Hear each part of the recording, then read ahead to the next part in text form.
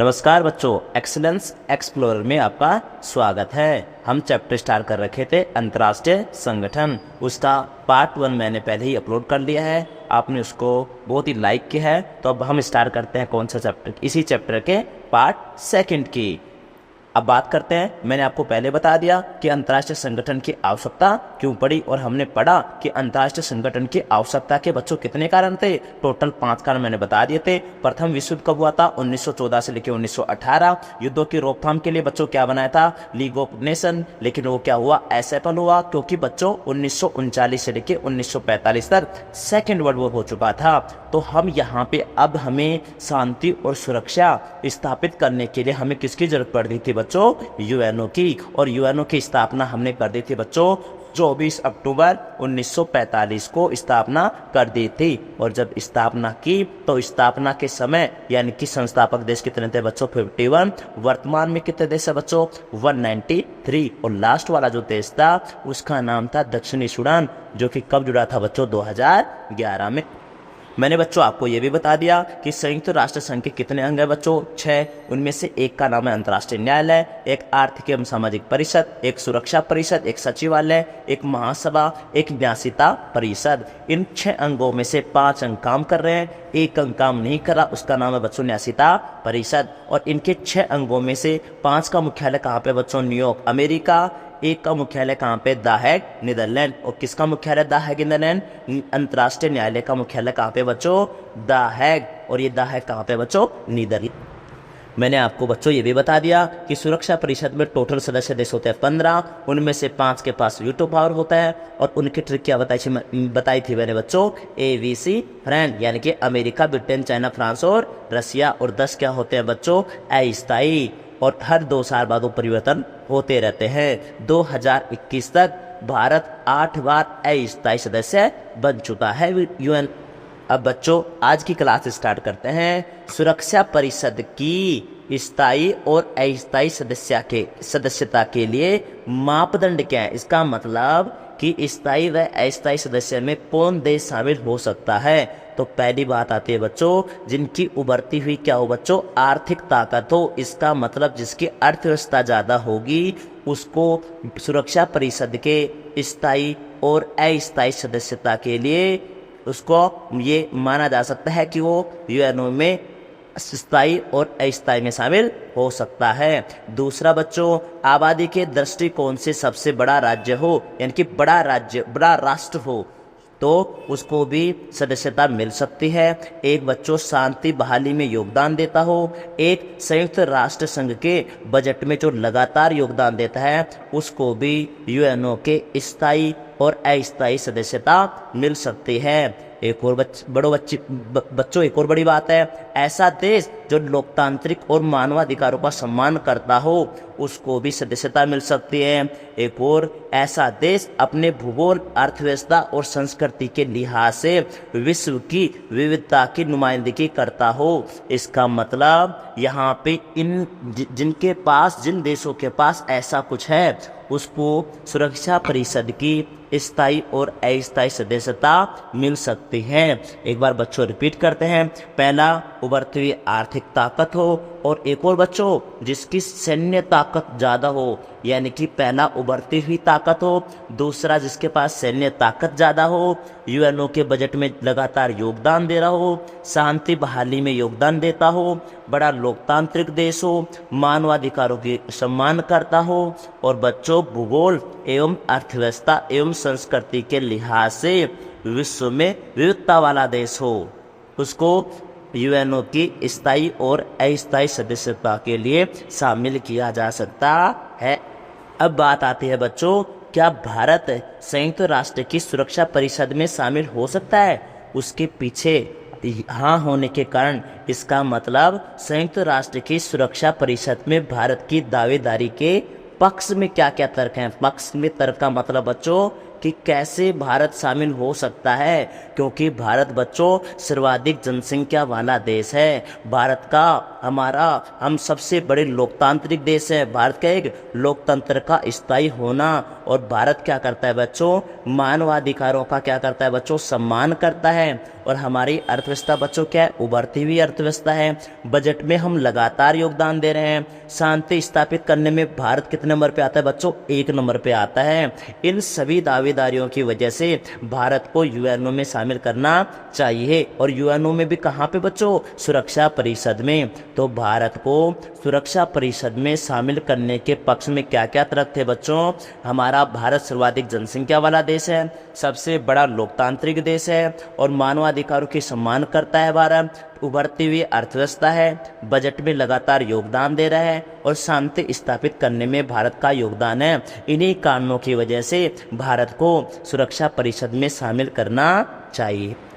हाँ बच्चों, तो अब बात करेंगे कि भारत के विपक्ष में तर्क। लेकिन भारत के किसके विपक्ष में तर्क, भारत का स्थायी सदस्यता के विपक्ष में तर्क। तो इसमें पहला पॉइंट आता है बच्चों, भारत और पाक का तनाव। इसका मतलब बच्चों कि भारत क्या है, एक परमाणु शक्ति संपन्न देश है। अगर भारत यूएनओ में शामिल होता है तो भारत के तनाव ज़्यादा बढ़ जाएंगे, और ये स्थायी सदस्य के रूप में सफल नहीं रहेगा भारत। तो इसलिए ये विपक्ष वाले बोल रहे हैं, जो विपक्ष में देश हैं जो चाहते हैं कि भारत शामिल ना हो, तो उसने पहला कारण बताया कि भारत एक परमाणु संपन्न देश है, और अगर भारत को किसमें स्थायी सदस्यता मिली तो भारत और पाक के तनाव क्या हो जाएंगे, बढ़ जाएंगे।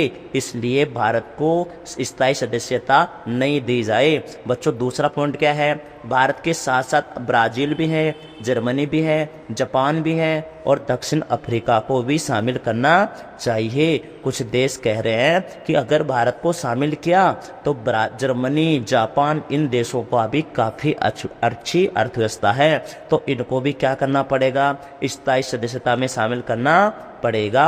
तीसरा कारण बताया बच्चों, सुरक्षा परिषद में विस्तार हो तो कहाँ से हो, अफ्रीका महाद्वीप से हो, और दक्षिण अमेरिका महाद्वीपों की दावेदारी होनी चाहिए, क्योंकि एशिया महाद्वीप से तो चीन बैठा ही है।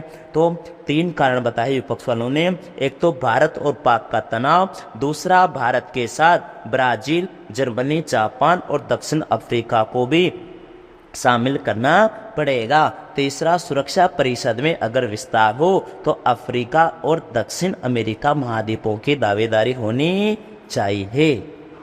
तो बच्चों मैं एक बार रिपीट कर रहा हूँ कि सुरक्षा परिषद में स्थायी और अस्थायी सदस्यता के लिए मापदंड क्या क्या होंगे, जिसकी अर्थव्यवस्था ज़्यादा होगी, जिसकी सैन्य ताकत ज़्यादा होगी, बजट में ज़्यादा योगदान देता होगा, लोकतांत्रिक देश होगा, मानवाधिकारों का सम्मान करता होगा, और शांति बहाली में योगदान देता होगा, उसको स्थायी व अस्थायी सदस्यता के लिए उसी देश को मान लिया जाएगा कि वो उसमें शामिल हो सकता है। हमने बच्चों भारत के पक्ष में तर्क दिए गए हैं, उनके बारे में बात करते हैं। और भारत के बारे में बताया कि भारत एक सबसे बड़ा जनसंख्या वाला देश बन चुका है, लोकतंत्र के मामले में भी भारत 1 नंबर पे आता है, मानवाधिकारों का सम्मान करता है, और भारत की अर्थव्यवस्था उभरती हुई है, बजट में भारत लगातार योगदान देता है, और शांति स्थापित करने में तो सबसे आगे कौन है बच्चों, भारत। इसको इसीलिए भारत को शामिल करना चाहिए। लेकिन कुछ देश चाहते हैं कि भारत किसमें, सुरक्षा परिषद में शामिल ना हो। उसके पीछे 3 कारण बताए। पहला बच्चों, भारत पाक का तनाव। अगर भारत को स्थायी सदस्यता मिलती है तो भारत और पाक के तनाव बढ़ जाएंगे। दूसरा, भारत के साथ साथ ब्राज़ील, जर्मनी, जापान और दक्षिण अफ्रीका को भी शामिल करना पड़ेगा। तीसरा क्या था बच्चों, सुरक्षा परिषद में विस्तार हो तो अफ्रीका और दक्षिण अमेरिका महाद्वीपों की दावेदारी होनी चाहिए। हाँ बच्चों, अब आता है कि शीत युद्ध के बाद यूएनओ में क्या क्या सुधार किए जाएं। तो यहाँ पे शीत युद्ध में सुधार की बातें आते हैं। तो हम शीत युद्ध में 2 प्रकार के हिसाब से सुधार कर सकते हैं बच्चों।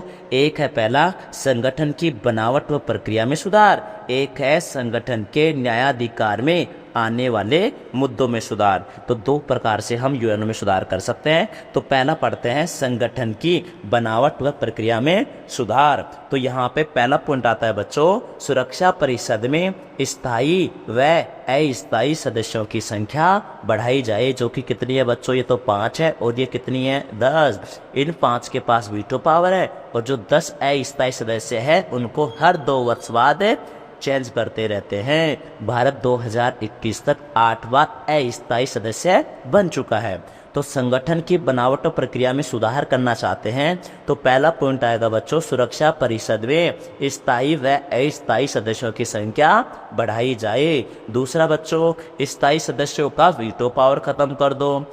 तीसरा पॉइंट है बच्चों, अमेरिका व कुछ पश्चिमी देश चाहते हैं कि यूएनओ के जो बजट से जुड़ी प्रक्रिया व प्रशासन में क्या करना चाहिए बच्चों, सुधार करना चाहिए। चौथा पॉइंट क्या है बच्चों, सुरक्षा परिषद में एशिया, अफ्रीका और दक्षिण अमेरिका के ज़्यादा देशों को शामिल किया जाए। तो संगठन की बनावट व प्रक्रिया में सुधार के हिसाब से कितने सुधार बताए गए हैं, 4। पहला, सुरक्षा परिषद में स्थायी व अस्थायी सदस्यों की संख्या बढ़ा दी जाए। दूसरा, वीटो पावर खत्म कर देना चाहिए। तीसरा, अमेरिका और पश्चिमी देश चाहते हैं कि बजट की प्रक्रिया व प्रशासन में क्या हो, सुधार हो। चौथा, सुरक्षा परिषद में एशिया के, अफ्रीका और दक्षिण अमेरिका के ज़्यादा देशों को शामिल किया जाए। अब दूसरा पॉइंट अलग से आता है बच्चों, 2 प्रकार के सुधार में एक प्रकार का सुधार हम समझ चुके हैं।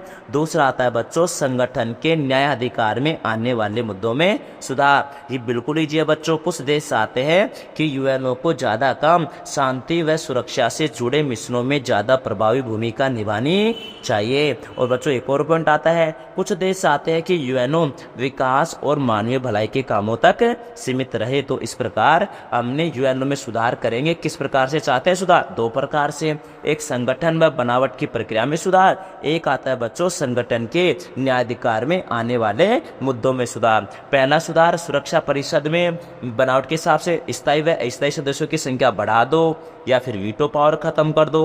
और अमेरिका व पश्चिमी देश आते हैं कि बजट से प्रक्रिया व प्रशासन में क्या हो बच्चों, सुधार हो। चौथा पॉइंट क्या बताया, एशिया, अफ्रीका और दक्षिण अमेरिका में ज़्यादा देशों को शामिल किया जाए। न्यायाधिकार के हिसाब से बच्चों, यूएनओ को ज़्यादा शांति व सुरक्षा से जुड़े मिशनों को ज़्यादा उनमें प्रभावी भूमिका निभानी चाहिए। और यूएनओ को कुछ देश चाहते हैं कि यूएनओ को विकास और मानव भलाई के कामों तक सीमित रहे। ये कौन चाहते हैं बच्चों, कुछ देश चाहते हैं। ये 2 प्रकार से सुधार यूएनओ में होने चाहिए। हाँ बच्चों, तो अब आ रहा है कि यूएनओ में सुधार को लेकर भारत का मत क्या है, यानी कि भारत क्या कहना चाहता है। तो भारत पहला पॉइंट कहता है कि यूएनओ में जो सुरक्षा परिषद है उसमें स्थायी व अस्थायी सदस्यों की संख्या बढ़ाई जाए। दूसरा, बदले हुए जो विश्व है उसमें यूएनओ को क्या होना चाहिए, थोड़ा मजबूती होना चाहिए। तो इसका मतलब बदले हुए विश्व में यूएनओ की मजबूती आवश्यक है। तीसरा, यूएनओ का प्रमुख मामला क्या होना चाहिए बच्चों, शांति के लिए व सुरक्षा को बनाए रखने के लिए व विकास करना होना चाहिए। चौथा, विभिन्न देशों के बीच सहयोग व विकास को बढ़ावा देने में भूमिका निभाए। कौन बच्चों, यूएनओ। तो यूएनओ में सुधार के लेके भारत के मत 4 हैं। स्थायी व अस्थायी सदस्यों की संख्या बढ़ा देनी चाहिए। दूसरा, बदले हुए विश्व में यूएनओ की मजबूती आवश्यक है। तीसरा, यूएनओ का प्रमुख मामला शांति, सुरक्षा व विकास होना चाहिए। चौथा, विभिन्न देशों के बीच सहयोग व विकास को बढ़ावा देने में भूमिका निभाना चाहिए। ये भारत के बच्चों कितने मत हैं, 4 मत। तो बच्चों आज का लास्ट टॉपिक है ये, यूएनओ में अमेरिका का ताकतवर होने के पीछे क्या क्या कारण हैं। तो आपको बच्चों पता ही होगा, अमेरिका एक महाशक्ति संपन्न देश है। यूएनओ में ज़्यादातर बजट में योगदान को देता है बच्चों, अमेरिका देता है। दूसरा, यूएनओ के जो 6 अंग हैं उनमें से 5 अंग का मुख्यालय कहाँ पे बच्चों, न्यूयॉर्क, अमेरिका। तो इसका मतलब यूएनओ अमेरिका के भू क्षेत्र में ही है। और अमेरिका के पास बच्चों क्या है, वीटो पावर। वीटो पावर क्या होता है बच्चों, निषेध। निषेध का मतलब मना करना। कितने देशों के पास है बच्चों, 5। उसकी ट्रिक क्या आती है बच्चों, ABC friend, America, Britain, China और फ्रांस और रसिया। और इस यूएनओ में जो काम करने वाले लोग हैं, इसका मतलब यूएनओ के ज़्यादातर नौकरशाही कहाँ के हैं बच्चों, अमेरिका के नागरिक हैं। अब मैंने बताया था एक सचिवालय बताया था, उसमें मैन कौन होता है बच्चों? महासचिव होता है, जिसका कार्यकाल 5 वर्ष का होता है बच्चों।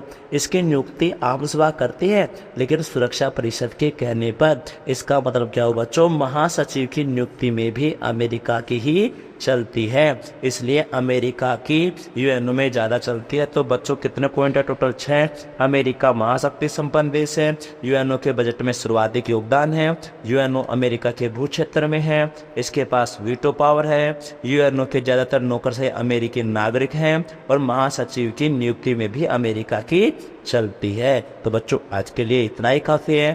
Thank you.